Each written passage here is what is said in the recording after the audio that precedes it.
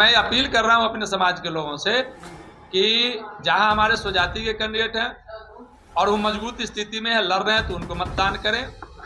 दूसरा कि जो एनडीए को हराने के लिए कॉन्टेस्ट में जो कैंडिडेट हैं उनको मतदान करना है।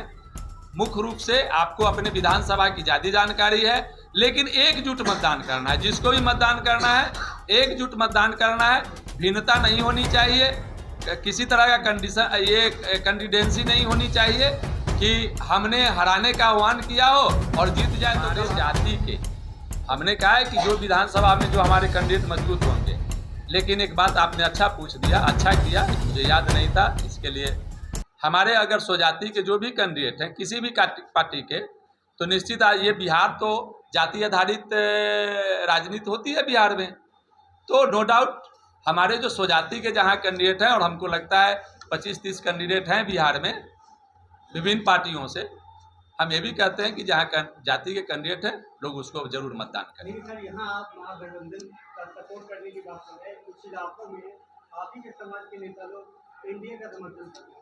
एक बात बताइए, लालू यादव जी से के कभी हनुमान हुआ करते थे रामकृपाल यादव जी, आज दूसरे पार्टी में हैं। नित्यानंद राय जी यादव हैं, दूसरे पार्टी में हैं। नहीं तो ये जातियों में नेताओं के नाम पर वोट नहीं होता है, विचारधारा का वोट होता है, और स्वार्थ में तो लोग राजनीति अपने अपने हिसाब से करते ही हैं। लालू जी का वह कार्यकाल के समय एक आप लोगों को बता दें, एक घटना घटी थी।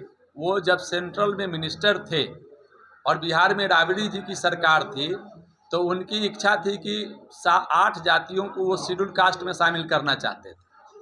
तो उसमें एक लोहार भी था, नाई भी था, कुम्हार भी था, ततमा तमोली वगैरह के 8 जातियों को उन्होंने वो बात किया था कि हम इसको शेड्यूल कास्ट में सब। तो उनके मन में रहा होगा कि शेड्यूल टाइप से अच्छा शेड्यूल कास्ट है, इसलिए उन्होंने ऐसा भेद भी लगा दिया कि लोहार को अलग और लोहारा को किया।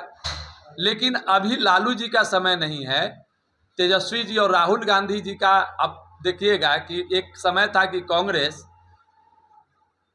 सामंतवादियों के गोद में खेला करता था, आज वही कांग्रेस सामाजिक न्याय की बात करता है, वही राहुल गांधी पिछड़ों की बात करता है, दलितों की बात करता है, शोषितों की बात करता है। तो कहने का मतलब कि उनका एजेंडा में बदलाव हुआ है। तेजस्वी जी अभी हम लोगों के लिए, ये नहीं करें कि उसके लिए वोट करने जा रहे हैं, लेकिन उन्होंने कुछ जातियों का, जैसे लोहार, बढ़ई, नाई और कुम्हार को नाम लेके भी कहा है कि इनको हम लोग 5 लाख रुपया का आर्थिक अनुदान कहते हैं, एक ऋण के रूप में देंगे जो बिना ब्याज का होगा, इनको संबलता के लिए काम करेंगे।